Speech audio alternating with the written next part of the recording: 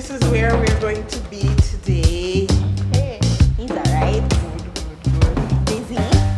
Into school, having to dash. You just did your work. After talking to him and whatever, and I guess he said he liked it. He's like, I used to go Spartans. To the gym there? To the gym. What?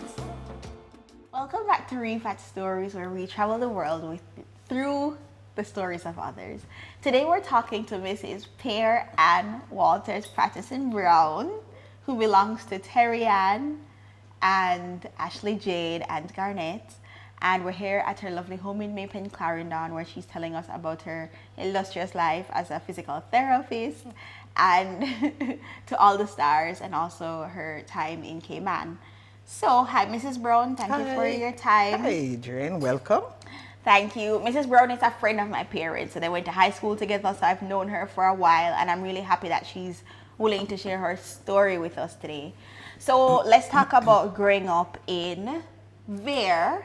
Lioneltown. Yes. Sorry, in Clarendon. Tell us about that. Okay, so I am a Lioneltown girl.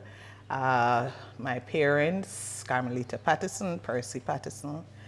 Mrs. Patterson, everybody knows, been teaching at Watsonton Primary for eons before she became principal and retired. So mom is a teacher, dad was an accountant. They met while he was working at Monimos Sugar Factory. So I'm the product of that, the first of 3 in the marriage, and I have 2 older brothers also. Okay, and you were a teacher's child. Was there a Yes. lot of pressure around that, or not really? Not really, I should say. We did our work. We had our memory gem, good, better, best. Never let it rest until your good is better and your better, best. And what stuck with me even to this day, you know, labor for learning before you grow old, because learning is better than silver and gold. Silver and gold will vanish away, but a good education will never decay. So that was the mantra. Grew up in a extended family home with grandmother, auntie, mommy, daddy, and my siblings. My grandmother was also very close, great grandmother, I should say. So I knew my great grandmother, you know, so that was the family unit. Going to school, having to dash, you just did your work. I'm an avid reader, even from then, a curious child, asked them many questions, and it was just knowledge, knowledge, knowledge, knowledge, knowledge. All our presents then, can you imagine? We never got any present other than books. And to us at that age was like, why can't I get a doll? No, a book. So we grew up, you know, with that lifestyle, all the classics, everything we could read or get our hands on. It was good. Not pressure. Yes, when you went to Watsonton and you got 99%, I mean, you'd get The licks what? for the 1% or the Stop. 2%. You know, but The it thing, was, where's the other percent? where's the other 2 or where's the other 1? Yeah, so that was just Were you it. like that as a parent? No, I did not have to be. Okay. Because again, the usual drill. What do you want? Where do you want to be? What are you going to be? This is the pathway to get there. So I didn't have to push my kids to study, or read. They got the same treatment basically. Yes, the books, but other things. And we read, we did story, we did critical analysis kind of things. And they had schedules. So bedtime, homework time, reading time, playtime kind of thing. So I wasn't rigid like that. My first daughter, Terry Ann, is like me. I am a lifelong learner. So even though I took a break this year from studying, and I'll be back at it next year. So I'm always studying. But Terry is the studier and the reader, so we'll read a lot. Ashley Jade now is what's the latest? Gen Z or Gen X? Yeah, or Gen So Y, one she, of or them. Gen Y, so she's into computer and the phone and the TikTok and all of that. She got into that. Even for GSAT, Ashley would get 80s on paper, but give her a test on the laptop or, you know, a tablet, and she'd be in the 90s and hundreds. So she's that type of person. Terry and I are the bookies. Got you. Yeah. Do you have a favorite book? Um, I'd say the best book of all time is Animal Farm by George Okay. Orwell, Orwell. because we're living it even in present day. There's always a place in the animal farm that you can liken to politics and culture and all of that even now. So that's my all-time favorite book. Thank you. Thank you Yes. for sharing that. Yes. Okay, so you were growing up with your parents, close-knit family, and you got to the point where you're going to high school. You go to Glenmere High School, Yes. and you spend up to fifth form there. And Sixth form. up, yeah, I know you went up to sixth form, but Okay. up to fifth form, and then Yes. you decide you had some experiences. You went to VBS, and then Okay. tell us how you became interested in physical therapy. All right. So, like I said, product of Lionel Town, and that time the community raised the child. Okay, so anybody could correct you or talk to you. And it was going to church and visiting other churches. I remember VBS at Gospel Assembly. I'm Methodist, so Watsonton Methodist, but we went to other VBS. And I think the summer of second or third form at Glenmere High School, went, and we had a teacher who was from Lionel Town too, a Glenmere alumni as well, and she was studying physical therapy. And she had a placement at Sir John Golden Rehab Center. So she was with all the kids with disabilities, and she learned sign language. So at VBS that year, she taught us some sign language and a song, a gospel song in sign language. But she told us about physical therapy and what she was doing, etc. And the notion of wanting to be an air hostess was just blown out the window for me. I was like, okay, I'm switching. I'm going to be a physical therapist, or physiotherapist, as we say in the English speaking Caribbean. And that's where it all started. When Glenmere started 78, and I was more of an art student. So I love literature. I loved history, geography. I'd excel in the art, English, of course. And, you know, so with the sciences, but after reading up about physiotherapy and what it was all about, I was like, okay, let me switch and have a go with the sciences. Never a good math student. I remember in fifth form, my math teacher told a bunch of us, you guys will never pass CXC maths. And we were like, okay, back at the class, it's our free time. So never got CXC maths at fifth form. But at 6B, a group of us sat and we tutored ourselves. And we went through the math book.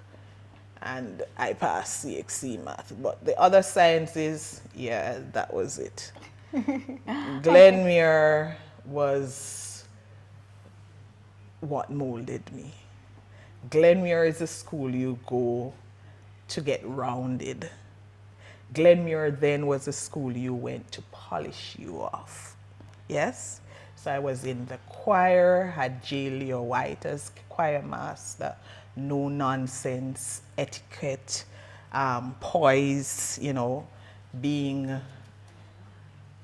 light bulb outspoken. We had drama club with Sydney Bartley. Again, you know, learning the stage, being open, getting out there. The best literature teacher of all times, Beryl Clark. Let me tell you, she could spin her books. she could spin the prose and poetry, you couldn't but get a grade 1 in English Lit, having Beryl Clark as a lit teacher. So, yeah, I was all artsy. And then my bio teacher, Mrs. Williams, um, always loved Mrs. Williams. Chem teacher was Mrs. Bridge, who was jolly Wait, the same and Mrs. nice. Williams that taught me? Yes, Monicia Williams. Yes, gem of a teacher. Yes. Same size that you probably knew her. Yes. She was always that size. Mrs. Bartley for English as well. And that was Mrs. Bridge for Chem. Physics, I did not do well in. And you know the math already, I struggle, but you know, you have to study and pass a little pure maths or add maths kind of thing, but dropped it like hot bread as soon as I got over the exams. So the journey, the physiotherapy journey, at fifth form I applied. The School of Physical Therapy was under the auspices of the University Hospital. So it's the University Hospital of the West Indies School of Physical Therapy. They had the School of Nursing, the School of Radiography, that thing. Applied at fifth form. In fifth form, I was just 16, yeah? And I was told the school serves the entire Caribbean. Can we pause for a minute? Because you did common entrance early. Early, yes. What age you did it? 9. That's insane. Yes, 9. Is it because your parents were, you were ready or? No, then it was what part of the year you were born. Not what year you were born, Not- just what part of the year? Yes, so if you were 10, you could be 10 or 9. So by school starts in September, right?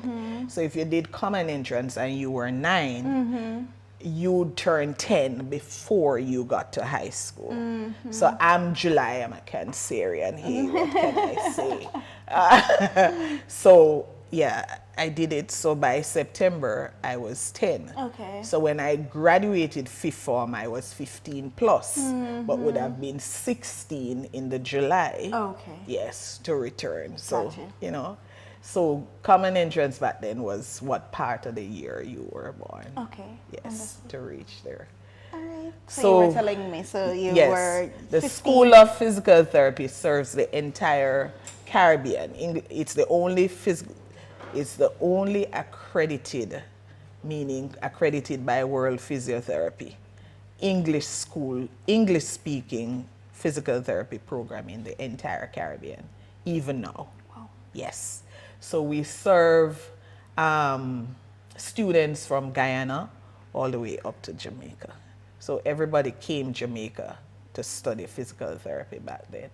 So at fifth form, after doing CXC, interviewed, I was told, you know, there's a list, people ahead of you, people more qualified. So no, I wasn't accepted.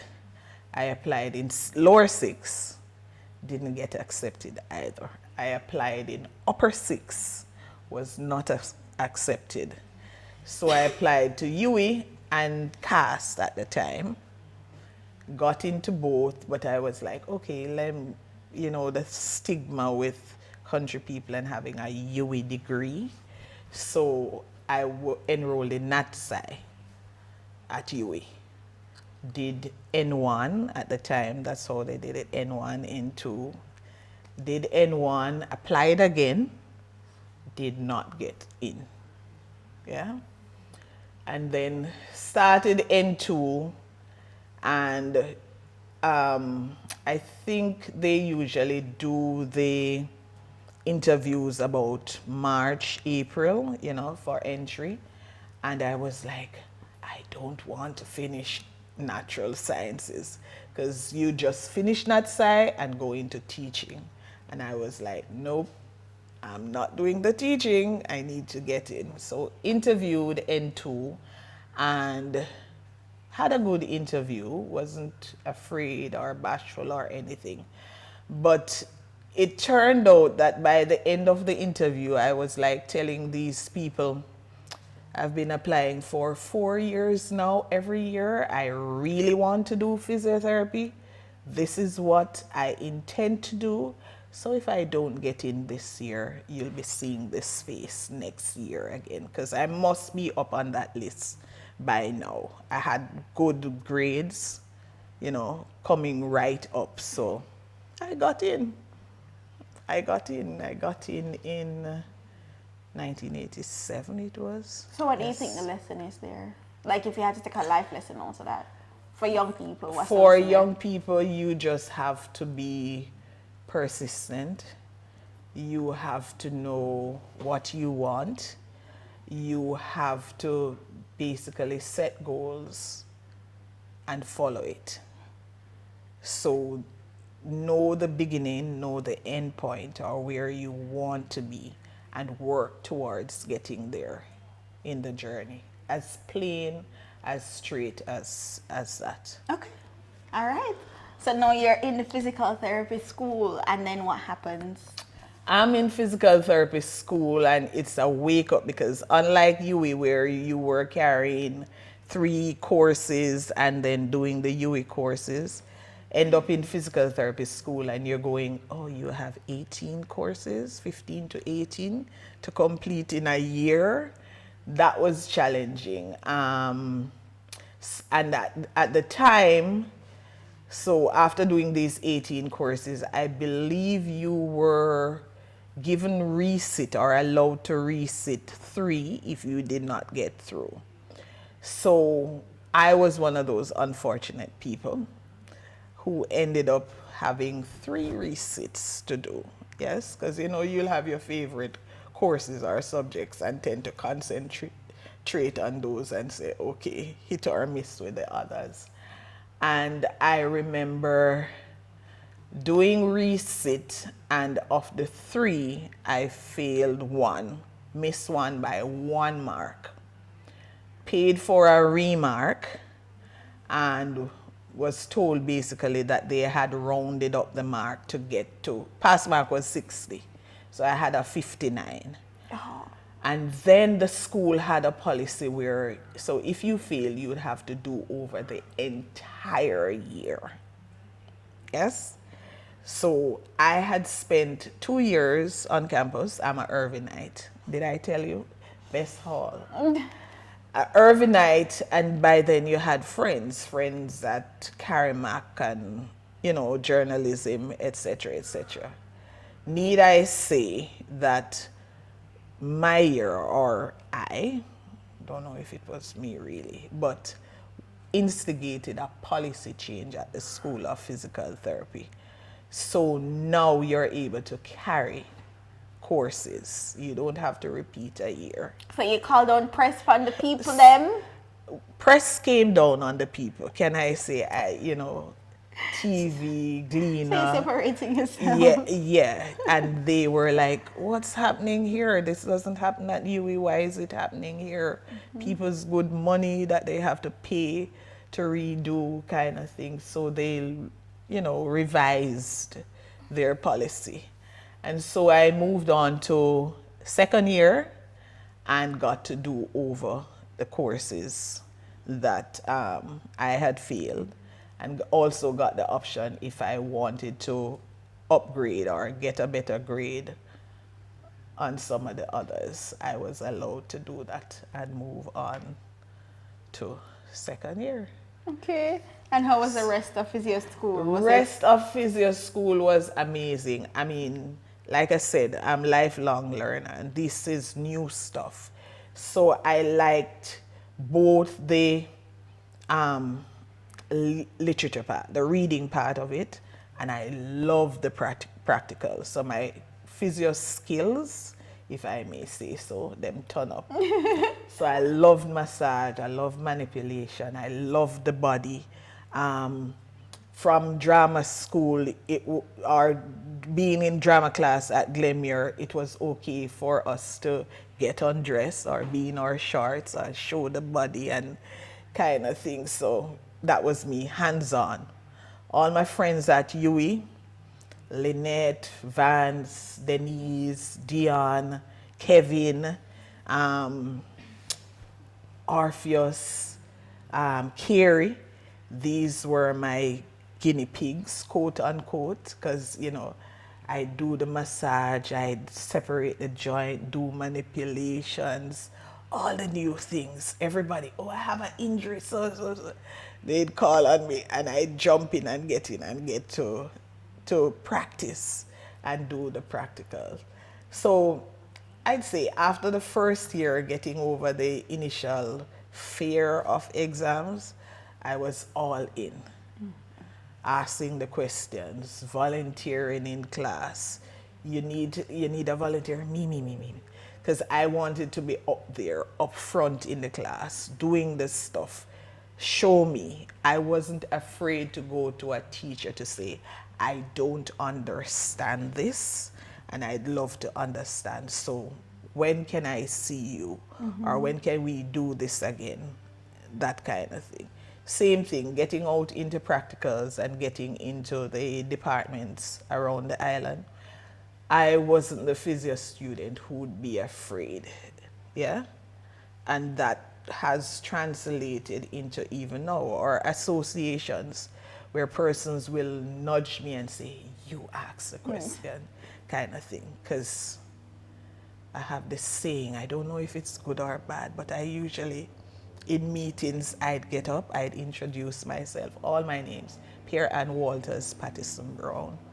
And I love to say that I'm from there.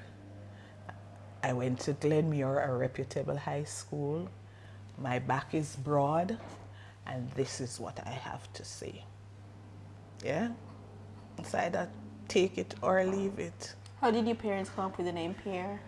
My father named me because he was in love with this French actress in the 1960s, and her name was Pierre Angelo.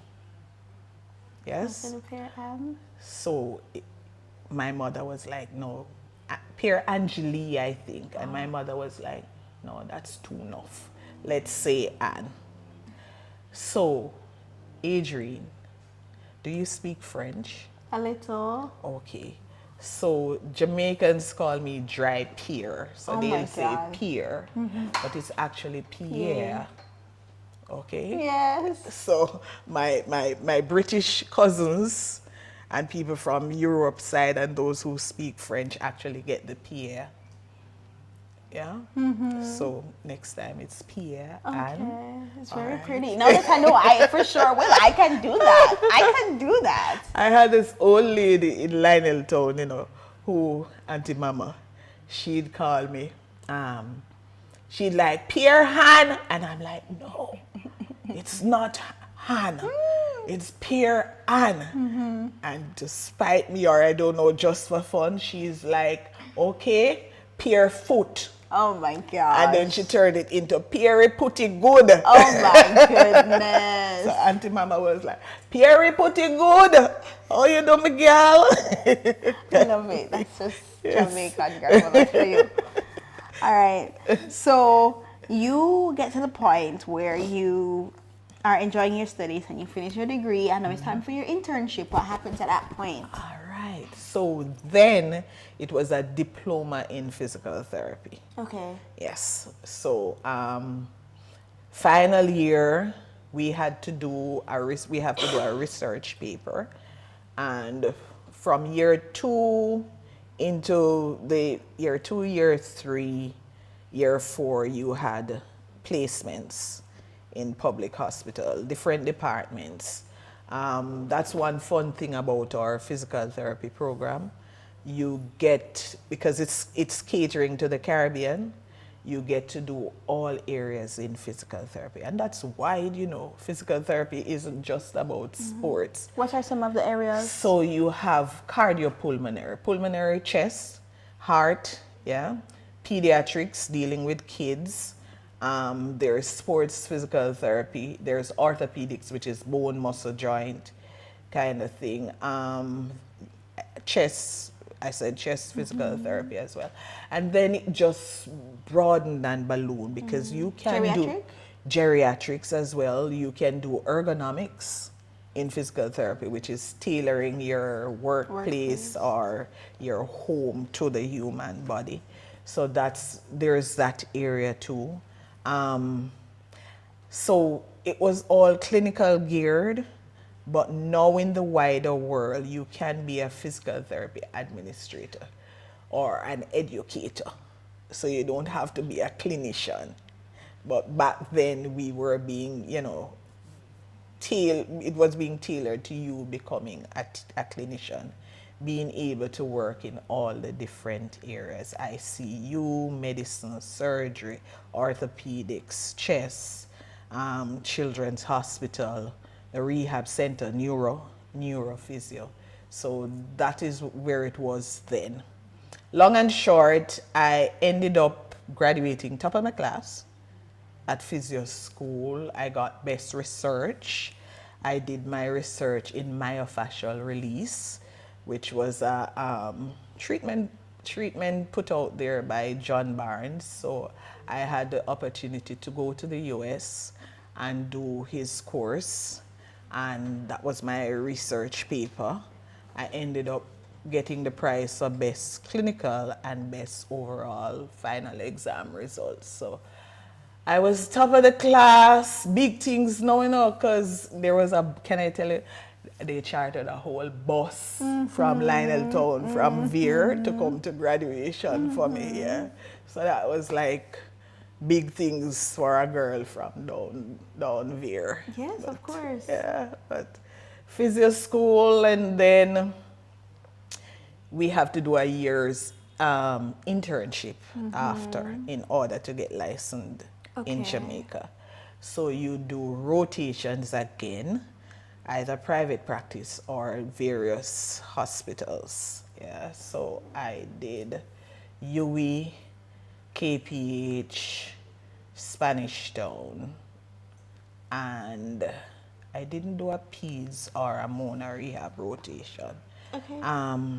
Kingston, Mobay was after okay. getting licensed.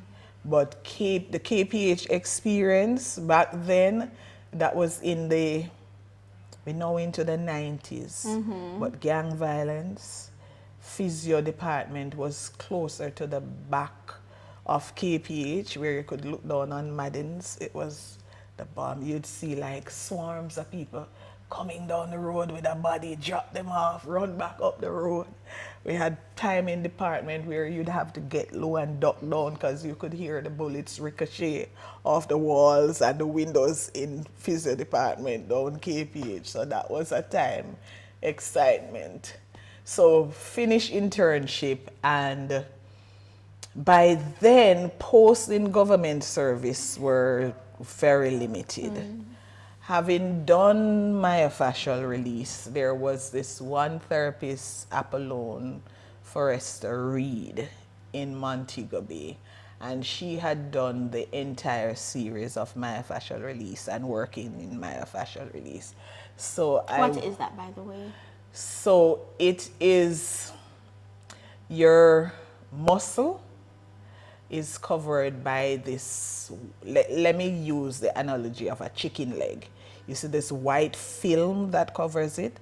That's the fascia. So the fascia holds the meaty part or the muscles intact, but fascia is pervasive throughout your body. So it goes down as your muscle has fibers, and they have fibrils, which is smaller, like how you have arteries, then arterioles, then capillaries. So down to the smallest of tissue in the body is covered by fascia. So when you do a cross section of a muscle, the outer covering is fascia. Each muscle fiber inside is covered with fascia. Inside the fiber with the fibrils has fascia around it. I don't know if you ever see a picture of an anatomy man, and you'll see the red parts being the muscles and then the white space. So the white coverings are the fascia.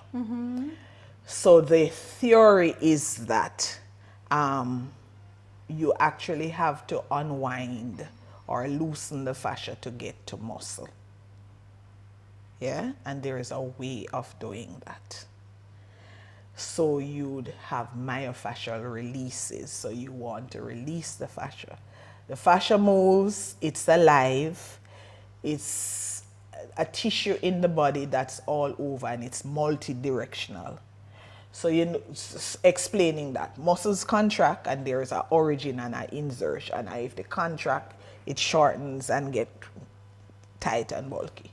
With the fascia, because it's multi-directional, it moves in every direction. And you can palpate it with your hands and feel it. And you're able to feel what we call still points, where it's stuck and needs to be released. Yes. So it's soft tissue mobilization work. And then John Barnes came out with another area that's called craniosacral therapy. So that's the brain and the head and myofascial unwinding, which is it's not hypnosis, but it's a transient state that you can get your clients in. So you talk them into an almost hypnotic state and they regress, or you talk them through what is causing that mental block or whatever they're experiencing. And they involuntarily move and unwind.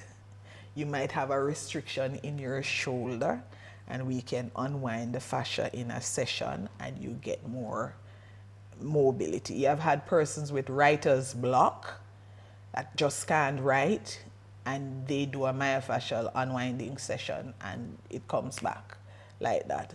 So that was amazing, and I was like, okay, I have to go and work with her, see her clients, help her out.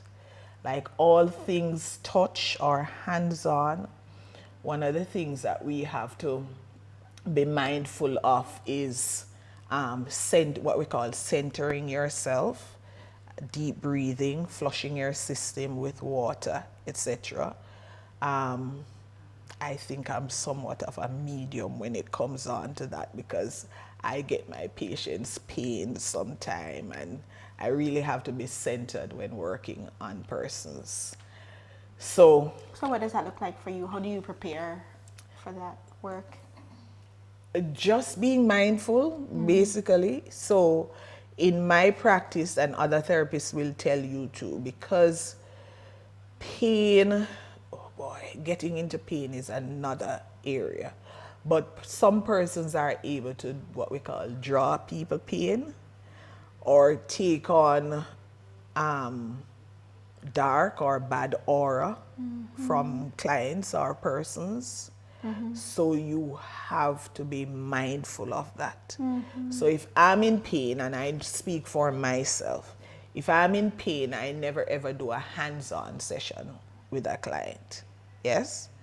And depending on, you get to know your patients and can feel negative energy around you. I don't know if you can, but I can. So you'd have to center yourself, flush your system with water, and make sure you're practicing deep breathing when you're working on the person. So you always have to be mindful, because otherwise your body ends up in pain at the end of the day, real pain. Yes?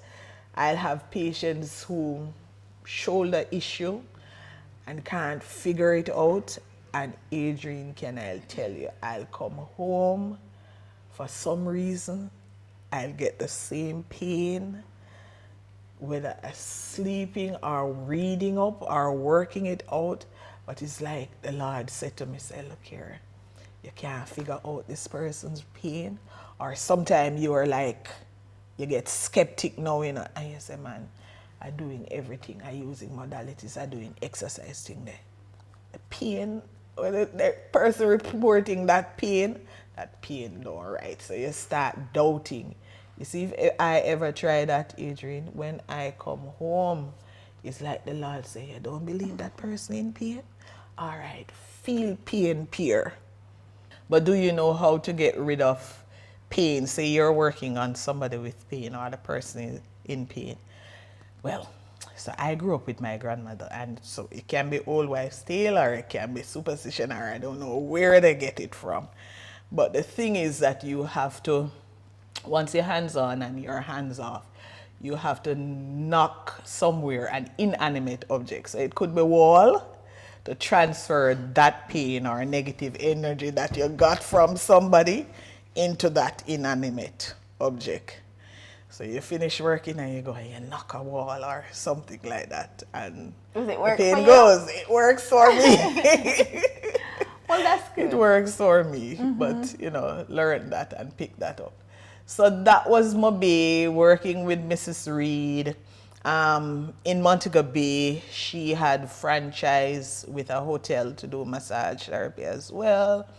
So I was doing massage therapy one day in the practice, other days, and she would see private patients at Doctors Hospital, I think was the hospital, Doctors and Eldemeyer. So that was really nice being in Mobe. Nobody knew you. You could not be a physio on the weekends, kind of thing. And so Montego Bay experience was good. So how was that for your family? Because they send you, at this point you're an adult, but Yes. was it weird for them to know, okay, you're kind of working somewhere else that they haven't, it's different from school now? Yes. Was that, how were they about that? They were fine. My sister would joke and say to people, I almost forgot that I had an older sister because she never came back home. Lie, but yeah, I'd go home infrequently. So Mobe was just the move. Mobe, it was work kind of thing. Left Mobe and actually went Florida on a recruitment drive, because they were recruiting at that time, because there was no work, really, work in Jamaica. And that was another experience for me. So this was for physio work? For physio work, with the recruitment, you had state boards to do, but you could get a permit to work up until the next state board. And I was in the Broward County district and so there were 5 hospitals in the rotation. And I think my second to last was up in a white area kind of thing. Semi-government but private as well. And I had the experience, my first racist experience, where a Caucasian lady actually asked that I don't treat her. She didn't want me to treat her. And I was pulled from her case because the patient is always right. So the patient is autonomous. So they're like, and I'm like, but I'm trying to help this person, so. Why would a hospital put up with stuff like that? And they were like, no. Patient is, has the say or has the right to refuse kind of thing. And I was like, you know what? I'm going back home where my people need help and I can help them there. So I left and came back to Jamaica. My next stint was at Spanish Town Hospital, and that's where I met Garnet. So Garnet was a motorcycle rider, big bike. Yeah. So you like the bike man them? Yes. Oh my goodness. Bike rider. Oh Lord. And he had an accident, broke his wrist, chip up and everything, and came physio department. So my next stint was at Spanish Town Hospital, and that's where I met Garnet. So he's a bike rider. No, that's not. Hold on. Did I meet him there? I met Garnet not after I graduated, just before I graduated. It was one of the placements that I met him, because he had an accident, motorbike accident, broke his wrist. So then, as an intern, you couldn't have relationships with your patients, okay, kind of thing. So it was coming down to closer to the end. So I remember going to my supervisor at the time and saying to the supervisor, I like this patient. Shade. And she's like, oh, you know, so. But you're coming down to the end of the placement thing. And I'm like, really and truly, I cannot talk to this patient because I break out in sweats and kind of thing, nifty. And I'm like, you have to talk to him to see if him like me too, kind of thing. Okay. So my supervisor was really cool. So she did the talk and all kind of thing. And then she was like, some fest time, right? So after talking to him and whatever, and I guess he said he liked me and thing, and she's like, the hookup would be like to go to some fest or take her to, because I'm a dancer, can I tell you? Okay. Love dancing. Now you see all Got Yui. you. Oh, so you're Down- where the parties at. Jump carnival, etc., etc. Got you. Okay. So I'm like, okay, we're going some fest kind of thing.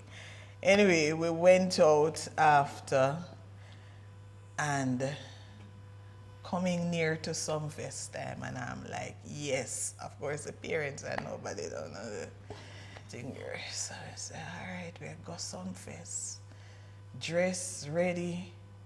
Them time there, the shorts were just coming in. Oh my gosh, not the shorts. I used to go Spartans To the gym there? to the gym there. What? So you know, so the shorts on the bike back.